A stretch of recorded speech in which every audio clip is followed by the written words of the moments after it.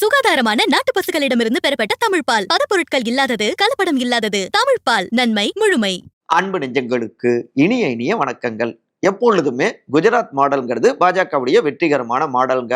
ஆனா இந்த குஜராத் மாடல்ங்கிறது வாக்கு திருட்டு மாடல் அப்படின்னு போட்டு தாக்கி பேசியிருக்காரு ராகுல்ங்க. அதே நேரத்துல நீங்க திருநெல்வேலிக்கு போய் தமிழ்நாட்டை கைப்பற்ற நினைக்கிறீங்களா? பாருங்க, நாங்க பீகாருக்கு பறந்து உங்களுக்கே ஸ்கெட்ச் போடுறோம் அப்படின்னு பாட்னாவுக்கும் பறந்திருக்காரு மு.க.ஸ்டாலின். அங்க பிரம்மாண்டமான பேரணி, அதுல ராகுல், மு.க.ஸ்டாலின் பங்கெடுத்திருக்காங்க. 2 பேருக்கும் ஒரு 10 கணக்குகள் இருக்குங்க. இந்த வகையில பீகாரில் இருந்து ராகுல், ஸ்டாலின் போட்டு இருக்கிற இந்த 10 கணக்குகளும் பாஜகவை பதம் பார்க்குமா, பயம் காட்டுமா? இதற்கு பாஜக சைட்ல இருந்து என்ன பதிலடி? இந்த பரபரப்பு பின்னணிகள் தான் இன்றைய நம்முடைய விரிவான இளங்கோவன் எக்ஸ்பிளைன்ஸ். நான் உங்கள் சகோ சே வ இளங்கோவன். நிகழ்ச்சிக்கு போகலாம். டார்கெட் பாஜக, கரம் கோர்த்த ராகுல், ஸ்டாலின். இது பீகார் சம்பவம். பீகாருடைய சூழல் பார்த்தோம்னா ரொம்ப வறுமையின் பிடியில் இருக்கக்கூடிய மக்கள் அங்க அதிகம். சமீபத்தில் அவங்களே எடுத்த அந்த சென்சஸ்ல கூட பார்த்தோம்னா அந்த ரிப்போர்ட்ல கிட்டத்தட்ட 42% பட்டியல் சமூகத்தினர், அதே போல 42-43% பழங்குடி சமூகத்தினர், எஸ்சி எஸ்டி பிரிவினர் வறுமையின் பிடியில ரொம்ப பாதிக்கப்பட்டு இருக்காங்க அப்படின்னு தகவல்கள் வருது. இன்னும் சொல்லணும்னா பீகார்ல மாத வருமானமே 6000 அப்படிங்கிறது தான் பல லட்சக்கணக்கான குடும்பங்களுடைய வருமானமா இருந்துட்டு இருக்கு. 6000த்துக்குள்ளார எப்படி 31 நாளும் அவங்க சமாளிப்பாங்க? ஆனா அதுதான் நிலைமை. வெறும் 4% மக்கள் கிட்ட மட்டும்தான் மாதத்துக்கு 40,000 இருந்து 50,000 வரை சம்பளம் கிடைக்குது. இதுதான் பீகாருடைய நிலைமை. இந்த பீகார்ல கிட்டத்தட்ட 62% பிற்படுத்த சமூகத்தினர் வாக்குகள் இருக்கு. அதே போல 20% அளவுல பட்டியல் பழங்குடி சமூகத்தினருடைய வாக்குகள் இருக்கு. சிறுபான்மையினரும் இருக்காங்க. ஃபார்வேர்ட் காஸ்ட் அப்படின்னு எடுத்துக்கிட்டோம்னா சுமார் 15%. ஸோ இங்க பீகாரை பொறுத்த வரைக்கும் காஸ்ட் ரீதியாகவும் வாக்குகளை அறுவடை செய்ய நினைப்பாங்க. அதே நேரத்தில் அந்த வறுமையின் காரணமாக பீகார் மாநிலத்து மக்கள் அண்டை மாநிலங்களுக்கும் வேலைக்காக அவங்க போய்கிட்டு இருக்காங்க. அந்த வறுமையை ஒழிக்கிறதுக்கான திட்டங்கள் எங்ககிட்ட இருக்கு அப்படின்னும் தேர்தலை சந்திக்கிறாங்க. இதுதான் அந்த பீகாருடைய அரசியல் நிலைமை. சுருக்கமா நான் பதிவு பண்ணிட்டேன். இதை டார்கெட் செஞ்சுதான் இப்ப தேர்தலுக்காக பாஜக, இன்னொரு பக்கம் காங்கிரஸோடு கை கொடுத்திருக்கிற ஆர்ஜேடி திரு தேஜஸ்வி யாதவ் எல்லாரும் தீவிரமா களமாடிட்டு இருக்காங்க. இதுல முக்கியமா பீகார்ல கிட்டத்தட்ட 65 லட்சம் பீகார் மக்களுடைய வாக்காளர்களுடைய வாக்குகள் அதுல இருந்து பட்டியல இருந்து நீக்கப்பட்டிருக்காங்க. இது மிகப்பெரிய முறைகேடு, குளறுபடி அப்படின்னு இந்த விஷயத்தை கையில் எடுத்து களமாட தொடங்கியது காங்கிரஸ் கட்சிங்க. அந்த வகையில தான் ஒரு பெரிய பேரணியை, வாக்கு திருட்டுக்கு எதிரான பெரிய பேரணியை முன்னெடுத்தபடி இருக்காரு மக்களவையுடைய எதிர்க்கட்சி தலைவரான காங்கிரஸ் எம்பியான திரு ராகுல் காந்திங்க. இன்றைக்கு ஆகஸ்ட் 27ஆம் தேதி இன்று பாட்னாவில் நடந்த அந்த பேரணியில தமிழ்நாட்டில இருந்து முதலமைச்சர் திரு மு.க.ஸ்டாலின் அவரும் அந்த பேரணியில பங்கேற்று இருக்கிறார். தேர்தல் ஆணையத்தை கீ கொடுத்தா ஆடுகின்ற பொம்மையாக மாற்றிட்டாங்க பாஜக. இன்னைக்கு சகோதரர் ராகுல் அவர்கள் ஒட்டுமொத்தமான இந்தியாவுக்குமான ஒரு வழக்கறிஞராக அவரும் மாறியிருக்காரு. அவர் வாக்கு திருட்டுக்கு எதிராக இந்தியா முழுக்க உள்ள மக்களுக்கு நீதியை பெற்று தருவார். இங்க ராகுல் அவர்களும் தேஜஸ்வி யாதவ் அவர்களும் இருக்காங்க. ஒரு சகோதரராகத்தான் நான் ஆதரவு கொடுக்க தமிழ்நாட்டில இருந்து இங்க நான் பாட்னாவுக்கு வந்திருக்கேன் அப்படின்னு மு.க.ஸ்டாலின் சொன்னப்ப கைத்தட்டல்க, எக்கச்சக்கமான கைத்தட்டல்கள். தன்னுடைய உரையை தமிழ்ல தாங்க அவர் தொடங்கியிருந்தாரு. அதே போல திரு ராகுல் காந்தி அவரு தன்னுடைய உரையில குஜராத் மாடல் அப்படின்னாலே அது வாக்கு திருட்டு மாடல் தாங்க. அந்த அளவுக்கு வாக்குகளை திருடி இருக்காங்க. மகாராஷ்டிரா மக்களவை தேர்தலில் நாங்கள் அமோகமா வெற்றி அடைஞ்சோம். ஆனா அடுத்து அசம்பிளி எலெக்ஷன், சட்டமன்ற தேர்தலில் மோசமான தோல்வி. காரணம் என்னன்னா சட்டமன்ற தேர்தல் நேரத்துல நிறைய அளவுல வாக்குகளை திருடி இருக்காங்க. ஒரே வீட்டுல 70 வாக்காளர்கள்லாம் இருந்ததை நாங்க பார்த்தோம். இந்த வாக்கு திருட்டுக்கு எதிராக நாடு முழுக்கவே நாம் தொடர்ந்து குரல் கொடுப்போம், எதிர்த்து பாஜகவை தோற்கடிப்போம் அப்படின்னு ஒரு சபதமே போட்டாரு ராகுல் காந்தி. ஸ்டாலினின் பாட்னா ஸ்கெட்ச் பதறுகிறதா பாஜக? 5 கணக்குகள். கடந்த 2019 நாடாளுமன்ற தேர்தல் நேரத்திலேயே முதலாக பிரதமர் வேட்பாளர் திரு ராகுல் காந்தி அப்படின்னு அறிவிச்சாரு திரு மு.க.ஸ்டாலின். இந்த முறையும் அவருடைய முன்னெடுப்புகளுக்கு பக்கத்துணையா இருக்கணும் அப்படின்னு முதல்ல வாக்கு திருட்டுக்கு எதிரான ராகுலுடைய குரல்களுக்கு ஆதரவு கொடுத்தவர் ஸ்டாலின். இப்ப இந்த பேரணிலையும் பங்கெடுத்திருக்காரு. அந்த நட்புறவை வலுவாக்கியிருக்காங்க.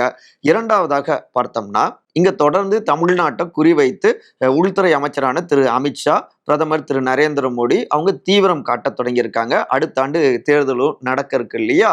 இப்போ ஓராண்டுக்கு முன்னாடியே அவங்க ஸ்கெட்ச் போட்டு வேலையை பார்க்க தொடங்கி இருக்கிறதால, அதே போல பீகார் தேர்தல்ல சில மாதங்களுக்கு முன்னாடியே நார்த்ல இருந்து அவங்களுக்கான பதிலடியை கொடுக்கணும்னு நினைச்சாரு மு.க.ஸ்டாலின். அதில் ஒன்றாகவும் இந்த பேரணியை பார்க்கலாம். மூன்றாவதாக காங்கிரசுடன் திரு விஜயுடைய தாவேகா பேசிக் கொண்டிருக்கிறது. கூட்டணி அமையலாம் அப்படின்லாம் தொடர்ந்து ஒரு கருத்து பேசுபொருளா மாறிக்கொண்டே இருக்கு. இது வேண்டுமென்றே திமுக கூட்டணிக்கு எதிராக பரப்பப்பட்டு கொண்டிருக்கு அப்படின்னு திமுக கூட்டணியில தெரிவிக்கிறாங்க. ஆனாலும் காங்கிரஸை பொறுத்த வரைக்கும் ஒரு சாஃப்டான அப்ரோச் தான் விஜய் அவருடைய பார்ட்டி கிட்ட இருக்கு. விஜய் அவரை பொறுத்த வரைக்கும் காங்கிரஸை அட்டாக்கும் பண்றது கிடையாது. என்று வேண்டுமானாலும் கூட்டணி அமையலாம், அமையாமலும் போகலாம். இருந்தாலும் நம்முடைய கரங்களை வலுவாக்கிக்கணும் அப்படின்னு தான் இந்த பேரணியிலையும் பங்கெடுத்திருக்காரு. இதன் மூலமாக அந்த உறவு மேலும் பலப்பட்டிருக்கு. ராகுலுக்கு ஒண்ணுன்னா அங்க முதல் ஆளா ஸ்டாலின் நிப்பாரு அப்படின்னு காமிச்சிருக்காருங்கிறாங்க. இதற்கடுத்து சவுத் நார்த் அந்த நல்லுறவை நட்புறவை மேலும் உறுதிப்படுத்துவது, குறிப்பா இந்தியா கூட்டணி கட்சிகளுக்கு உள்ளே கூடுதல் நெருக்கத்தை ஏற்படுத்துவது. அதற்கேற்ற மாதிரியே ஆகஸ்ட் 26 நேற்றைக்கு காலை உணவு திட்டம் விரிவாக்கத்துக்காக பஞ்சாப் முதலமைச்சரான திரு பகவந்த் மான் அவரு தமிழ்நாடு வந்திருந்தாரு. தமிழ்நாடு முதலமைச்சரோடு சேர்ந்து குழந்தைகளோடு அவரும் உணவு சாப்பிட்டாரு. இவை எல்லாமே கூடுதல் நெருக்கத்தை ஏற்படுத்துறது. அதுல அவர் குறிப்பிட்டு பேசினது கூட தென் மாநில உணவுகள் தான் தேசிய உணவுகள் போல பஞ்சாப்லயும் நிறைய இடத்துல தென் மாநில உணவுகள் இருக்கு அப்படின்னு வேடிக்கையாகவும் குறிப்பிட்டிருந்தாரு. அதன் தொடர்ச்சியாகவே பஞ்சாபிலும் காலை உணவு திட்டத்தை கொண்டு வருவோம் பரிசீலனை அப்படின்னு அவரு உறுதிப்படுத்தி இருக்காரு. அப்ப இதன் மூலமாக திராவிட மாடல் அரசு திட்டங்கள் எல்லாமே நார்த்துக்கும் பயன்பெறும் அப்படின்னும் அந்த அரசியலை அறுவடை செய்யறாரு. நல்ல விஷயங்கள் இதுதான் சமூக நீதி அரசியல் அப்படின்னும் பதிவு செய்யறாரு.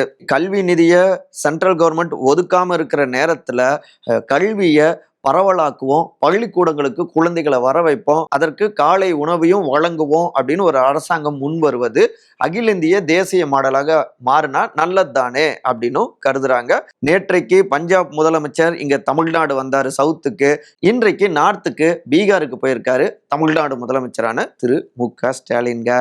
ஐந்தாவதாக மு.க.ஸ்டாலின் அவர் முன்னெடுக்கின்ற அந்த ஆல் இண்டியா அரசியல் அகில இந்திய அளவுல தன்னுடைய இமேஜை தொடர்ந்து வலுவாக்கி கொண்டே இருக்கிறார். ஏற்கனவே ஒரு 5-6 ஆண்டுகளுக்கு முன்னாடியே அதுக்கு விதை போட்டாரு. இந்தியா கூட்டணி உருவாக்கத்துல ஸ்டாலினுடைய பங்கு முக்கியமா இருந்தது.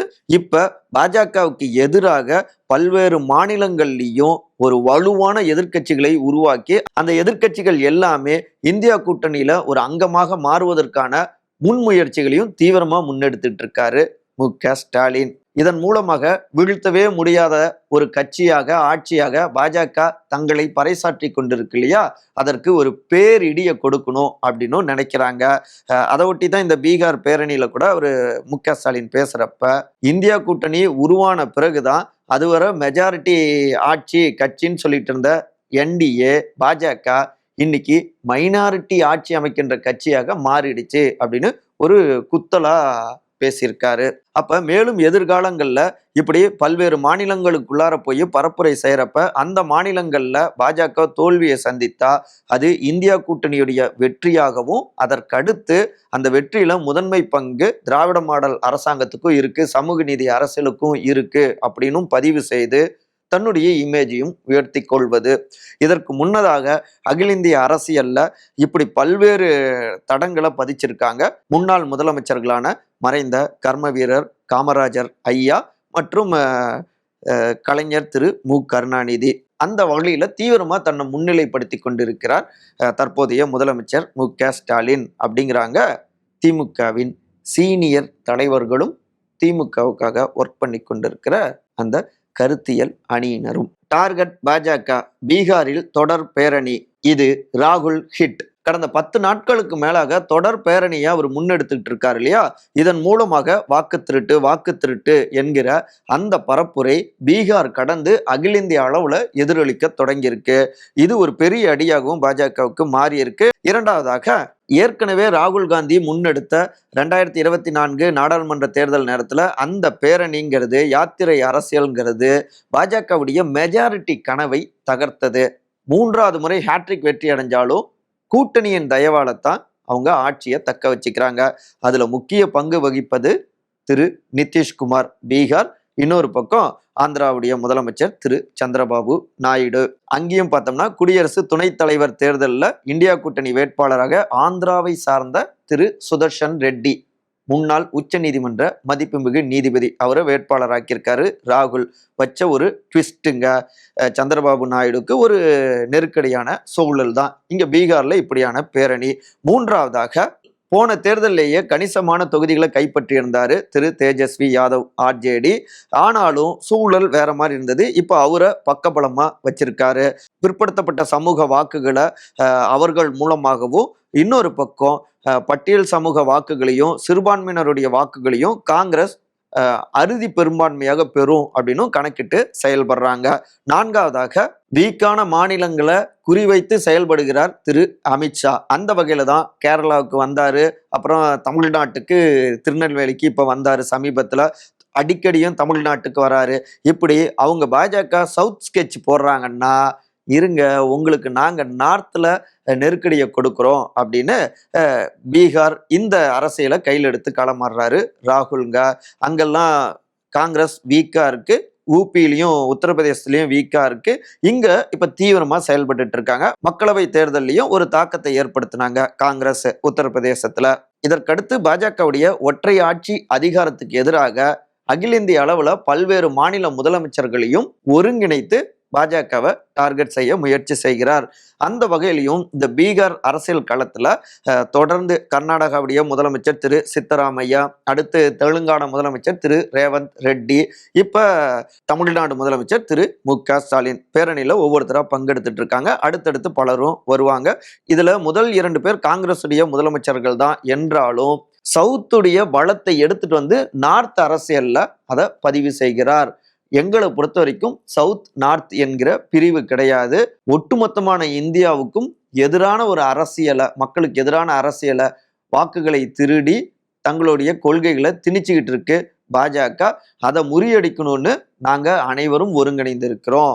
சவுத் நார்த் நிறைஞ்சதுதான் நம்முடைய இந்தியா கூட்டணி அப்படின்னும் இந்த பரப்புரையிலையும் பதிவு செய்கிறார்.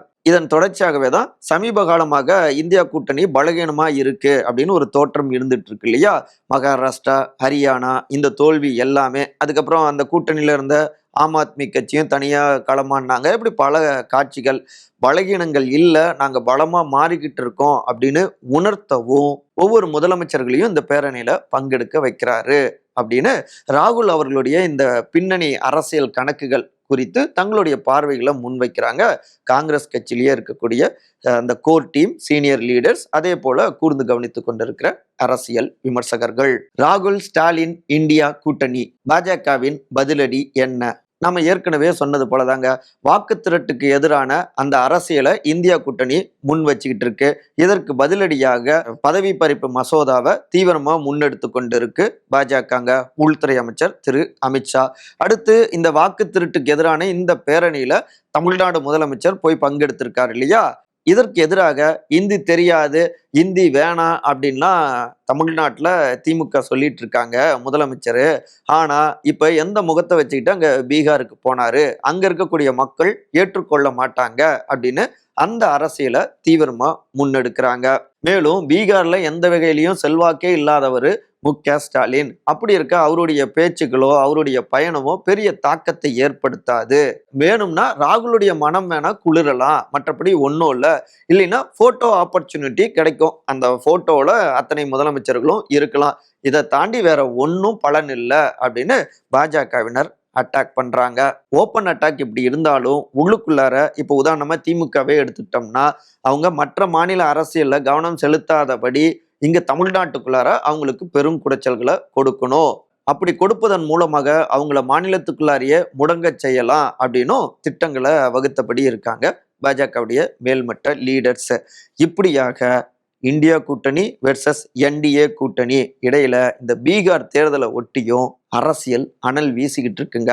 அந்த வகையில இந்த யாத்திரை முழுக்கவே பரபரப்பு புழுதி பறப்பதை பார்க்க முடிகிறது.